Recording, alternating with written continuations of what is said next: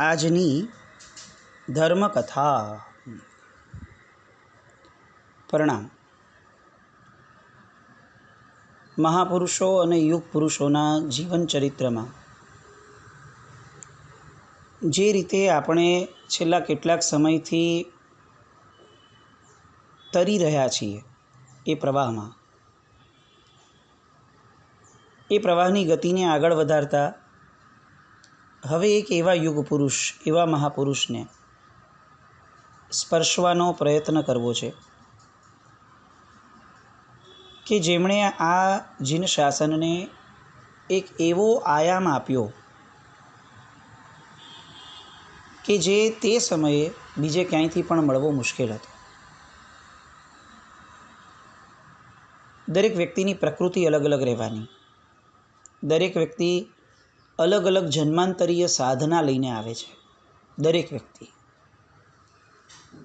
અને એટલે જીવનમાં આરાધનાનું મહત્ત્વ, યોગનું મહત્ત્વ દરેક વ્યક્તિઓમાં અલગ અલગ રહેશે. એમાંથી જે પ્રભાવક પુણ્ય લઈને જન્મ્યા છે તેઓ પોતાની જન્માંતરીય સાધનાને એ રીતે લોકો સમક્ષ મૂકે કે લોક પણ તેમાં જોડાય. અને એટલે જ મહાપુરુષોનું મહત્ત્વ છે, કારણ કે તેઓ સામાન્ય પુણ્ય લઈને જન્મેલાઓ માટે એવું આલંબન પૂરું પાડે છે કે જેના કારણે સામાન્ય વ્યક્તિ કદાચ એટલો ફોર્સ પુણ્યનો નહોતો કે એ યોગને સેવે, પણ આ પ્રવાહમાં તણાતા તણાતા એ પણ એ યોગને સેવવા લાગે. મહાપુરુષો એ આપણા સૌના જીવનની અંદરની જન્માંતરીય સાધના કાઢવા માટે બહુ સક્ષમ હોય છે. અને એટલે સમાજની ફરજ છે કે આવા ઉત્તમ પુરુષોને મોટા કરે, કારણ કે તેમના થકી આપણી ભવયાત્રા નાની બને છે. આવા જ એક આદ્ય પ્રવર્તક યુગ પુરુષ,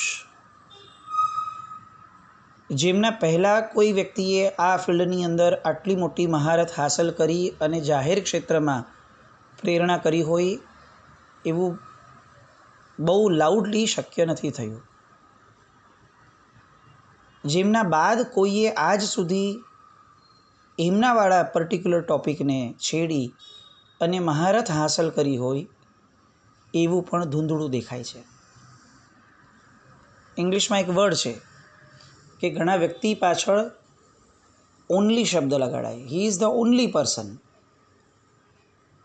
અને ઘણા વ્યક્તિઓની આગળ ધ લગાડાય. જ્યારે પોતે બ્રાન્ડ બને, જ્યારે પોતે પોતાનો માર્ગ ચાતરે, ટ્રેન્ડ સેટર બને. અને આવા એક ઉત્તમ પુરુષ, એ મહાપુરુષના જન્મથી લઈ અને આગળની વાતો સાંભળીએ એ પહેલાં આ મહાપુરુષના કારણે બહુ રિસન્ટલી થોડાક જ વર્ષો પહેલાં, 35-40 વર્ષો પહેલાં બનેલો એક પ્રસંગ,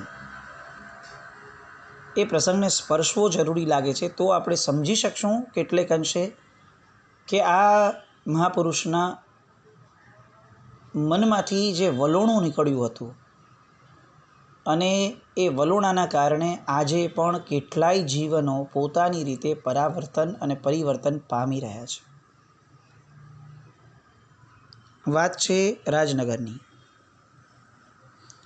રાજનગરની અંદર એક લગ્ન થયા. બંને જણા પ્રોફેસર, એક બ્રાહ્મણ અને એક જૈન. ભાઈ બ્રાહ્મણ હતા અને બેન જૈન હતા, પણ બંને પ્રોફેશનથી પ્રોફેસર્સ. બહુ જ સુગ્ન અને બહુ જ વિચારશીલ વ્યક્તિત્વ, પણ પાયામાં ધર્મનો ડિફરન્સ. અને બંને પોતપોતાના ધર્મની અંદર વ્યવસ્થિત રીતે ઊંડા ઉતરેલા. ક્યારેક ક્યારેક પત્ની એમના પતિને જૈન ધર્મમાં પ્રવૃત્ત થવા માટે પ્રેરણા કરે કે તમે આટલું તો કરો મારી સાથે. પ્રોફેસર સાંભળી લે. 2-4 વાર આવું થયું અને પછી એમણે એમ કીધું કે જુઓ, ધર્મના કારણે આપણા જીવનમાં સંઘર્ષ મને નહીં પાવે. તમે જે ધર્મ કરો છો, તમને ગમતો, એમાં મને ક્યારેય કોઈ ઓબ્જેક્શન નહીં હોય, પણ હું જે કરું છું એ મને કરવા દો. આપણે બંનેમાંથી કોઈ એકબીજાને ધર્મ માટે ઇન્ફ્લુઅન્સ નહીં કરીએ. જે પ્રવાહ ચાલે છે એ પ્રવાહને આપણે રિસ્પેક્ટ આપતા શીખશું. અને આ આપણી ઓવરઓલ પણ એક પરંપરા રહી છે કે પરિવારની અંદર અલગ અલગ મતો, અલગ અલગ માન્યતા હોઈ શકે, પણ દરેક માન્યતાઓને રિસ્પેક્ટ આપવો એ આપણી આર્ય પરંપરા છે. એકવાર એ પત્ની એના પિયરમાં કોઈ લગ્ન પ્રસંગ હતો એટલે ત્યાં ગયા. બંનેએ જવું પડ્યું લગ્ન પ્રસંગના કારણે. હવે પેલા પત્ની તો છે એ તો એના ફેમિલી સાથે જોડાઈ ગયા. આ ભાઈને હવે થોડું ઓડ લાગવા લાગ્યું કે હવે હું કેવી રીતે જોઈન થાઉં અને આ બહેનોના વિષયોમાં મારે શું કરવાનું. એટલે એ હોલમાં આવીને બેઠા એમના સાસરે. ત્યાં બાજુમાં એક પુસ્તકનો કબાટ હતો. પ્રોફેસરનો જીવ છે એટલે ચોક્કસપણે પુસ્તક આકર્ષવાના. કબાટ પાસે ગયા. કબાટ ખુલ્લો હતો, ખોલ્યો અને એમાંથી અચાનક એક પુસ્તક ઉપર એમની નજર પડી. પુસ્તકનું નામ હતું ધ્યાન દીપિકા.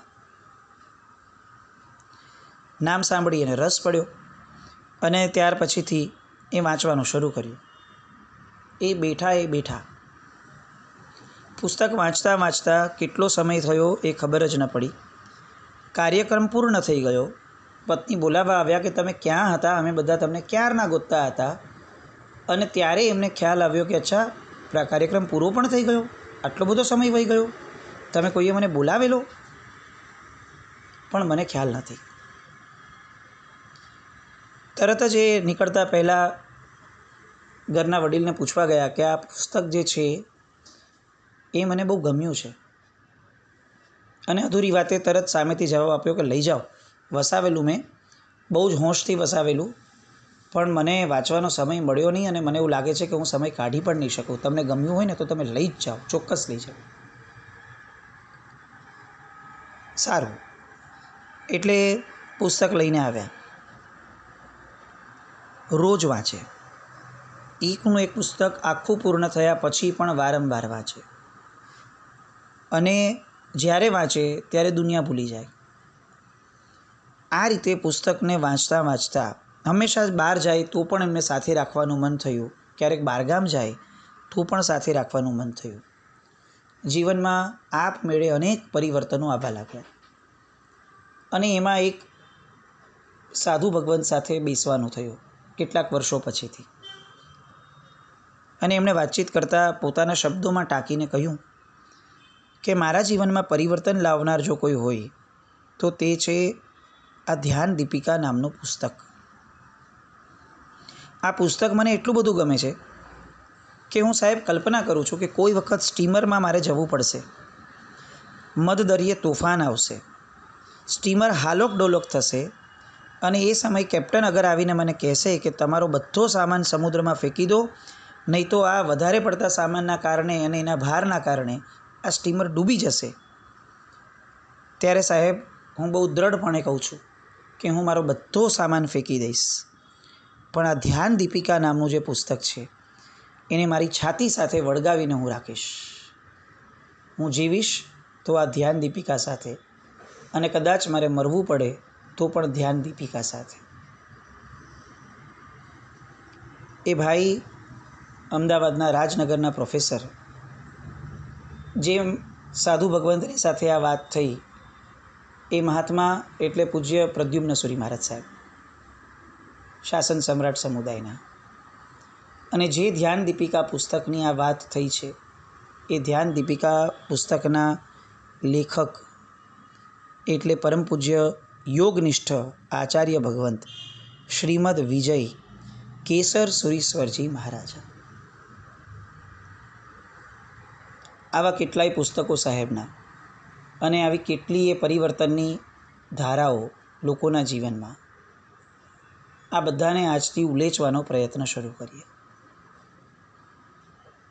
સૌથી ડિફિકલ્ટ લાગતો ધ્યાન માર્ગ, એ માર્ગને સૌથી ઇઝી જો કોઈએ બનાવી દીધો તો એ છે કેસર સુરીશ્વરજી મહારાજા. આજે પુસ્તકોની ચકાચોંધની અંદર આપણે અલગ અલગ વિષયોના પુસ્તકોની અંદર ખૂબ આગળ વધીએ છીએ. ગુણોનું પ્રકટીકરણ કરી શકે એવા લાઈવ એક્ઝામ્પલ આપતા પુસ્તકોથી માંડી અને કેટલાક શાંત સુધારસ જેવા ગ્રંથો, સમ્રાદિત્ય મહાકથા જેવી વાર્તાઓ, આ બધાની અંદર અત્યારે આપણે ખૂબ રચેલા પચેલા છીએ. બહુ આનંદનો વિષય છે. એક ક્ષેત્ર જે આપણાથી કદાચ થોડુંક ઇગ્નોરન્ટ મોડમાં ગયું છે, ધ્યાન. ક્યાંક એવો પણ સમય વચ્ચે આવ્યો હતો કે જ્યારે એમ કહેવાતું કે ધ્યાન કરવું છે તો તમારે શ્વેતાંબર સંપ્રદાયના તપાગચના આ આમનઈમાં તમને બહુ ઓછું મળશે, તમારે તે ફલાણા ધારામાં જવું પડશે. એ લોકો ધ્યાન ઉપર બહુ મહત્ત્વ આપે છે. અને એવામાં કોઈ મહાત્મા પાસે આવી વેદના વ્યક્ત થઈ કે સાહેબ ધ્યાન કરવું હોય તો અમારે એ લોકો આગળ જવું પડે. એ લોકો સારા છે ખરાબ છે એ પછીનો વિષય છે સાહેબ, પણ અમે જ્યાં જન્મ્યા છીએ ત્યાં ધ્યાન કેમ નથી? ધ્યાન બાબતનું માર્ગદર્શન કેમ નથી? ધ્યાન એટલે શું એની ક્લેરિટી કેમ નથી સાહેબ? અને ત્યારે ગુરુ ભગવંત પાસેથી એક નામ નીકળ્યું હતું કે ધ્યાન વિશે તમારે જાણવું છે, એક કામ કરો, પૂજ્ય કેસરસુરી મહારાજ સાહેબને વાગોળો. કેસરસુરી મહારાજ સાહેબના જેટલા પણ પુસ્તકો છે એ બધા પુસ્તકોને વાંચો, ચિંતન કરો, મનન કરો, સમજો. તમને વગર કોઈ યુનિવર્સિટીએ ધ્યાન વિશે PhD મળી જશે. અને ફક્ત ધ્યાન નહીં, આ એવું ધ્યાન મળશે કે જે ધ્યાન તમને મોક્ષ સુધી પહોંચાડશે. અન્ય સમુદાયના મહાત્માના મોઢેથી નીકળેલો આ શબ્દ એ બતાવે છે કે કેસરસુરી મહારાજ સાહેબે કેવું ખેડાણ આ ક્ષેત્રમાં કર્યું હશે.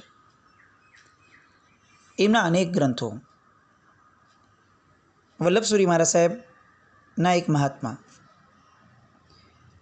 એમણે વિપશ્યના, જે અત્યારે ધ્યાનની એક સાઈડ છે, એક ક્ષેત્ર છે, ધ્યાનનું ઝોન છે કે જેની અંદર ઘણી બધી વાર ધ્યાનમાં આગળ વધેલા વ્યક્તિને એન્ટર થવાનું મન થાય, બુદ્ધિઝમ પ્રમાણેની અત્યારે એની ધારા ગણાય. એ વિપશ્યનાની અંદર એ પૂજ્યશ્રીને ખૂબ રસ પડ્યો અને અંદર ગયા. પણ પછી એમણે વિચાર્યું કે આ વિપશ્યનામાં પણ સોલ્યુશન નથી દેખાતું, આ અધૂરી લાગે છે. આટલી બધી મનની ધારાને કેળવ્યા પછીથી પણ કેટલાક પ્રશ્નો ઉઠે છે જેનો જવાબ અહીંયા નથી. તો હવે મારે ક્યાં જવું આ જવાબો લેવા? અને ફરી એમણે એમના નાયક એવા ગુરુ ભગવંતને પ્રશ્ન પૂછ્યો કે સાહેબ હવે માર્ગદર્શન આપો, આ લેવલ ઉપર હવે ક્યાં જવું મારે? અને ત્યારે એમણે એક પુસ્તક એમના હાથમાં આપ્યું, આત્મવિશુદ્ધિ. અને પેલા ગુરુ ભગવંતે જ્યારે પુસ્તક વાંચ્યું ત્યાર પછી એમને એમ થયું કે આ જગત નોંધારું ન બની જવું જોઈએ, કારણ કે આવા પુસ્તકથી જ આ જગત સનાત છે. એટલે એમણે એની હિન્દી, ગુજરાતી, ઇંગ્લિશ આ બધી આવૃત્તિઓ બહાર પડાવી. પૂજ્ય જનકચંદ્રસુરી મહારાજ સાહેબની આ વાત છે. અને એમણે આત્મવિશુદ્ધિ નામનું જે છે એ પુસ્તકને એમણે ફરીથી લોકોની સમક્ષ બહુ સારા સ્વરૂપે હિન્દી અને ગુજરાતીમાં લોન્ચ કર્યા. આવા આ ગુરુ ભગવંત, યોગનિષ્ઠ શબ્દ જેમની પાસે લાગે. એમનો જન્મ જે થયો એ જન્મ પૂર્વેની કેટલીક ઘટનાઓ જે એમના પિતાશ્રી સાથે થઈ હતી. પાળિયાદ નામનું ગામ, કાઠિયાવાડની અંદર રહેલું આ નાનકડું ગામ, 5000 જેટલી વસ્તી લોકોની ટોટલ મળીને, એવું આ નાનકડું પણ મજાનું ગામ. આ ગામના વિશાશ્રીમાળી જ્ઞાતિ અને સંઘના અગ્રેસર એવા એક ગૃહસ્થ જેમનું નામ હતું જીવાભાઈ વધાભાઈ. સ્વભાવે ઘણા ઉદાર, દયાળુ અને ધર્મરક્ત. એમને 5 પુત્રો હતા. આ 5 પુત્રોમાંના ત્રીજા પુત્ર નાગજીભાઈ, એમને 3 પુત્રો થયા, માધવજીભાઈ, ઠોકરસિંહભાઈ અને ચતુરભાઈ. એમાંના માધવજીભાઈ જે વડીલ હતા, મોટા ભાઈ હતા, એમણે વ્યવહારિક અને ધાર્મિક કેળવણી બહુ સારી રીતે પૂરી કરી હતી. માતા પિતાની સેવા આદિ ગુણોની અંદર પણ પોતાની ખાનદાની સખત રીતે લોકોને વર્તાય એટલા સરસ મજાના ગુણોથી પોતે વાસિત હતા. એમનું લગ્ન પાલિતાણામાં શેઠ ગભરુભાઈ માધવભાઈની સુપુત્રી પાનબાઈ સાથે થયું. આ પાનબાઈના કંકુ પગલાં એ એવા થયા કે એમના જીવનની અંદર બહુ મોટું પરિવર્તન આવ્યું. આમ પણ સ્ત્રી જ્યારે આવે છે, જ્યારે દીકરીમાંથી કોઈકની વહુ પુત્રવધુ બને છે, ત્યારે વચ્ચે એક ફેઝ આવે છે. એ ફેઝ છે લક્ષ્મીનો. આપણે ત્યાં આ શબ્દ બહુ પ્રચલિત છે. દીકરી જન્મી એવું જલ્દીથી નથી બોલાતું, એ અત્યારની પરંપરા. બેબી ગર્લ આવી, આવું નબળું નામ આપણને સાંભળીને પણ આમ લાગે કે હવે શું, આ કઈ ભાષા, રિસ્પેક્ટ ક્યાં છે? આ આપણી ગરવી ગુજરાતી છે કે જ્યાં એમ કહેવાય કે લક્ષ્મીજી આવ્યા. સ્ત્રીનું સન્માન એ આર્યાવર્તની એક બહુ પ્રાથમિક ભૂમિકાનું લક્ષણ હતું. દીકરી જ્યારે પત્ની બનીને કોઈકના જીવનમાં આવે છે ત્યારે પણ એના ઘરના પ્રવેશને એમ નથી કહેવાતો કે પત્ની પ્રવેશ થયો, ત્યારે કહેવાય છે કે લક્ષ્મીજીનો પ્રવેશ થયો. આ પાનબાઈના સૌભાગ્યની, પાનબાઈના પુણ્યની આ એક પરાકાષ્ઠા હતી કે એમના જીવનની અંદર જેવો એમણે પ્રવેશ કર્યો એમના શ્વશુર ગૃહે, સાસરે, એવું તરત જ લક્ષ્મીની વૃદ્ધિ થવા લાગી. અનેક પ્રકારની સુખ શાંતિનો અનુભવ થયો. આ આકસ્મિક ફેરફાર એણે આ માધવજીભાઈને એટલો બધો અપીલ કર્યો, એટલી બધી એમને સ્પર્શ્યું કે એમણે પાનબાઈનું નામ જ ફેરવી દીધું અને એમનું નામ લક્ષ્મીબાઈ આપ્યું. આ કેવો બહુમાન હશે પતિનો પત્ની પ્રત્યેનો, કે પોતાની સર્વ સંપત્તિના મૂળમાં પુણ્યવાન તરીકે પોતાને નહીં, પોતાની ધર્મપત્નીને જુએ છે. આ આર્યાવર્ત હતું. અને આવા ઉત્તમ ભાવો જે યુગલમાં છે, હવે એ યુગલ જ્યારે આ જગતની અંદર પદાર્પણ કરાવવા માટે એક બાળકને લાવવાનું છે, ત્યારે એ બાળક કેવું હશે એ કલ્પનાતીત છે. ગુણિયલ મા બાપ એ આ જગત પર ઉપકારી છે, કારણ કે તેઓ આ જગતને એક વ્યક્તિ નથી આપતા, જગતને એક ગુણોનો પુંજ આપે છે. માધવજીભાઈ ધંધો અને રોજગાર ખૂબ ખૂબ વૃદ્ધિ પામવા લાગ્યો. પાળિયાદ પાસેના સરવા નામના ગામની અંદર પોતે દુકાન પણ રાખી હતી અને દુકાનની અંદર એ બહુ વ્યવસ્થિત રીતે પોતાના વ્યવસાયની અંદર રત હતા. હવે આ જ પાળિયાદ ગામની અંદર વિસામણ ભક્ત નામના એક ગાદીના મૂળ પુરુષ હતા. ત્યારે ગાદીઓ હતી, જેમ આપણે યતિ મહારાજોના સમયમાં જોયું હતું કે ગાદીઓ હતી કે જ્યાં એ બેસતા, એ જગ્યાનું પણ મહત્ત્વ, એ જગ્યામાં પણ કંઈક અંશે એક દૈવત્વ રહેતું. એ ગાદી ઉપર ઉનડ ભક્ત નામના એક ચમત્કારી પ્રભાવક પુરુષ આવ્યા હતા ગામમાં. એકવાર માધવજીભાઈના સંબંધીમાં કોઈ એક વ્યક્તિ ગુજરી ગયા, એટલે માધવજીભાઈ એ નદી જે હતી ત્યાંની ગામની બહારની, એ નદી પાસેથી પસાર થઈ રહ્યા હતા. ત્યાં આગળ ગયા, ત્યાં અચાનક એમને બેસવાનું મન થયું. બહુ નજીકના વ્યક્તિ ગુજરી ગયા હતા.